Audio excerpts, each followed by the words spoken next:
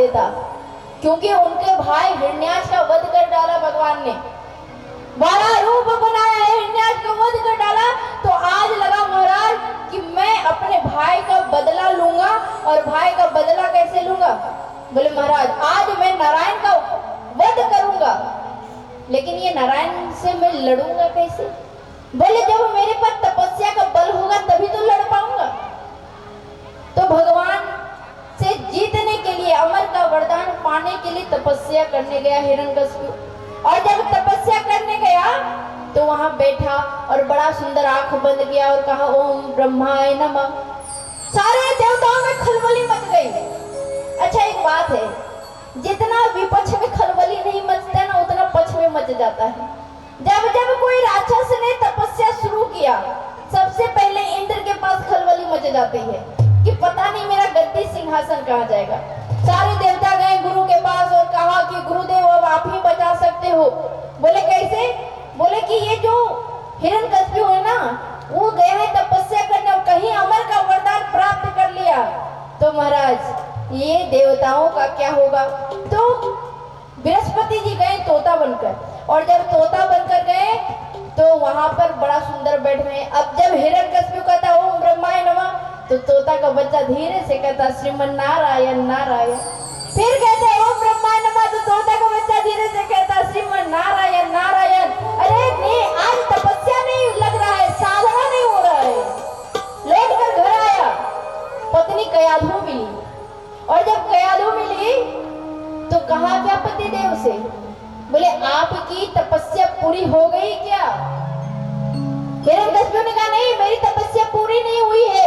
मैं जब साधना करने बैठता तब कोई तोता का बच्चा आ जाता और वहां नारायण नारायण करने लगता। कयाधु को लगा रे मेरा जो पति है वो तो नारायण का नाम ले रहे। भाय कुभाय अनख आलसहु, नाम जपत मंगल दिशि दसो, दसों दिशा को जो मंगल करने वाला नाम है।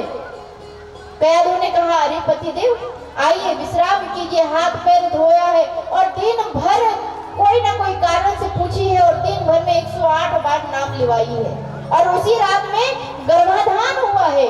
और फिर हिरण्यकशिपु चला गया है तपस्या करने, और इधर कयाधु गर्भवती हुई है। और कहते हैं कि कयाधु ने बड़ा सुंदर पुत्र को जन्म दिया जिनका नाम प्रहलाद रखा गया। और जब प्रहलाद जी नारद जी के सानिध्य में रहने वाले, हिरण्यकशिपु भी उधर से आया तपस्या करके, तो पूछा कि मैंने सुना है कि मेरा पुत्र हुआ है, कहाँ है, उसे लाया जाए। प्रहलाद जी को कयाधु लाने से डर रही है, क्योंकि प्रहलाद जी जो है ना वो भगवान का नाम लेते हैं और हिरण्यकशिपु भगवान को दुश्मन मानता है। प्रहलाद जी को बड़ा डर डर के कयाधु ले गई और जब उनके चरणों में बैठाई तो हिरण्यकशिपु ने कहा बेटा बताओ ये दुनिया को चलाने वाला कौन है? प्रहलाद जी ने कहा पिताजी ये पूरे दुनिया को चलाने वाला एकमात्र कोई है जिनका नाम श्री हरि नारायण है। हिरण्यकशिपु को क्रोध आया है, अरे मूर्ख तुम ये क्या बोल रही हो? श्री हरि नारायण, अरे ये तो दुश्मन है, ये दुनिया को चलाने वाला नहीं है। जाओ तुम शिक्षा ग्रहण करना। पढ़ने के लिए भिजवा दिए, कहाँ? जहाँ असुरों का विश्वविद्यालय है।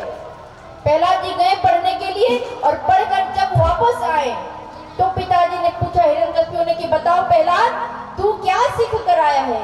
तो पहली बार मिला तो एक बात बताया, लेकिन जैसे ही पढ़ लिख कर आया ना तो 9 बात बताने लगा। सर्वनम कीर्तनम विष्णु स्मरणम पाद सेवनम। कहा पिताजी दुनिया में बस 2-4 ही काम रह गया है। जो भगवान है ना सर्वनम, भगवान की कथा को आप श्रवण कीजिए। और श्री रामचरितमानस में आया है, बाबा गोस्वामी तुलसीदास जी कहते हैं प्रथम भगति संतन कर संगा, प्रथम भगति संतन कर संगा, दूसरी रति मम कथा प्रसंगा, दूसरी रति मम कथा प्रसंगा, प्रथम भगति संतन कर संगा, प्रथम भगति संतन कर संगा, दूसरी रति मम कथा प्रसंगा।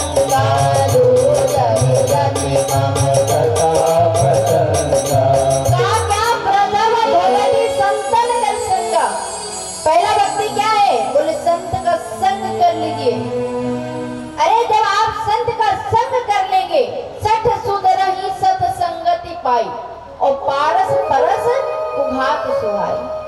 बोले अगर संत का संग कोई सठ, सठ का मतलब क्या होता है? मूर्ख। मूर्ख का मतलब क्या होता है? मूर्ख का मतलब है कि जो बहुत पढ़ लिख लिया हो लेकिन अपने सामने किसी को कुछ नहीं समझ लेता हो, तो समझ लीजिए उसका पीएचडी का सर्टिफिकेट फेल है। इसीलिए सठ सुधरई सत संगति पाई और पारस परस कुघात सुहाई। बोले अगर पारस किसी लोहे को छूता है, ध्यान से श्रवण कीजिएगा, कि पारस अगर किसी लोहे को छूता है तो उसे क्या बनाता है? सोना बना देता है। लेकिन कभी आपने सुना है क्या कि पारस किसी लोहे को छूकर पारस बनाता हो? बोले नहीं। पारस किसी लोहे को छूकर पारस नहीं बना सकता है, लेकिन अगर संत किसी को अपनी संगत में रखता है तो उसे संत बनाता है, कुछ और नहीं बनाता है महाराज। संत किसी को स्पर्श करता है, अपने पास रखता है तो उसे संत बना देता है।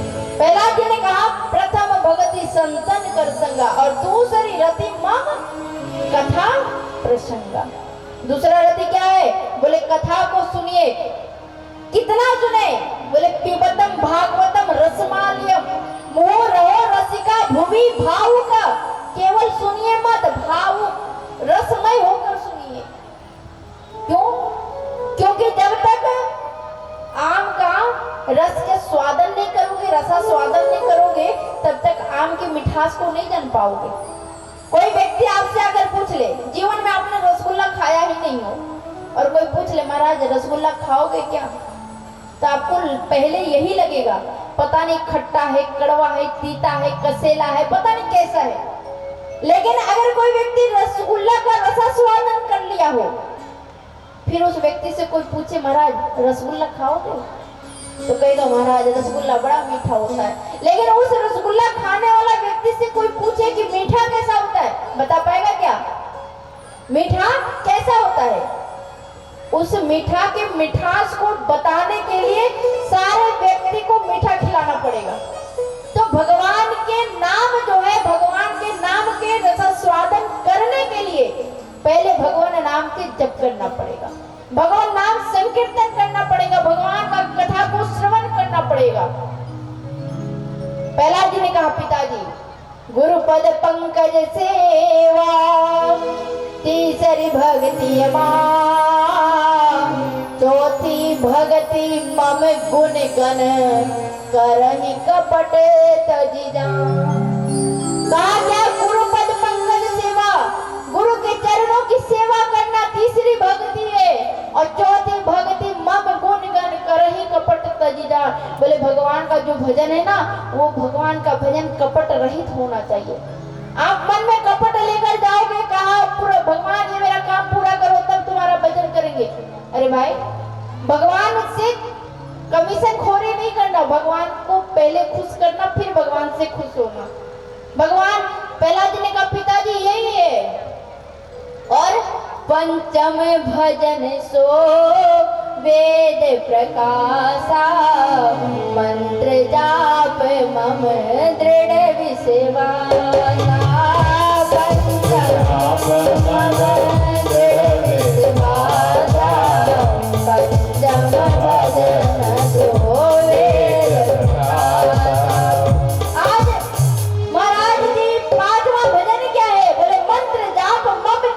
विश्वासा। ये जो भगवान का नाम है ना, उसमें विश्वास के साथ जप कीजिए। जैसे आपको विश्वास होता है कहीं यात्रा करते हैं तो आपको विश्वास होता है कि बस का ड्राइवर आपको अच्छे से पहुंचा देगा, आपको विश्वास होता है कि ट्रेन चलाने वाला आपको अच्छा से दिल्ली पहुंचा जाएगा, आपको विश्वास होता है हवाई जहाज उड़ाने वाला पायलट आपको अच्छे से पहुंचा देगा। उसी प्रकार आपको विश्वास होना चाहिए कि जिस भगवान के नाम को हम ले रहे हैं वो भगवान का नाम ही मेरा एक दिन कल्याण करेगा, ये विश्वास होना चाहिए। प्रहलाद जी ने कहा पिताजी यही सब है। प्रहलाद जी को जैसे ही देखा इतना उपदेश देने, एक बार जरा दोनों हाथ उठा के जोर से बोलेंगे राधे राधे राधे। हिरण्यकश्यप प्रहलाद जी को बड़ा कष्ट दिए हैं, कभी हाथी के पैरों के नीचे कुचलवा दिया है, कभी पहाड़ों से फेंकवा दिया है, लेकिन प्रहलाद जी मरे नहीं। अंत में होलिका ने कहा कि भाई मुझे वरदान मिला है कि चादर को ओढ़कर अगर मैं अग्नि में बैठ जाऊं तो अग्नि मुझे जलाएगा नहीं। ऐसा करो कि मेरे गोद में प्रहलाद को बैठाना और मेरे चारों ओर अग्नि लगा देना, और जैसे ही अग्नि लगेगा तो प्रहलाद धुआं धुआं करके जल जाएगा, मैं बच जाऊंगी। प्रहलाद जी को लेकर होलिका बैठी, चारों ओर अग्नि लगाया गया, लेकिन भगवान की कृपा देखो महाराज, भगवान ने इतनी जोर से हवा की झोंका चलाए कि उस झोंके से चादर उड़ा है और प्रहलाद के चारों ओर लिपट गया है और होलिका धूं धूं करके जलने लगी। और उस दिन से आज तक हम सब मिलकर होलिका दहन करते हैं। प्रहलाद जी बचे। हिरण्यकश्यप को लगा कि इसके चलते इतना आघात हो रहा है, इतना नुकसान हो रहा है, तो आज प्रहलाद जी के पास गया है हिरण्यकश्यप और कहा, रे तू जिस भगवान को भजता है भगवान कहाँ रहता है? हिरण्यकश्यप की बात को सुनकर प्रहलाद जी ने कहा, पिताजी भगवान सभी जगह रहते हैं, ये तो मेरा दृष्टि है कि हम देख पाते हैं या नहीं पाते हैं। हरि व्यापक सर्वत्र समान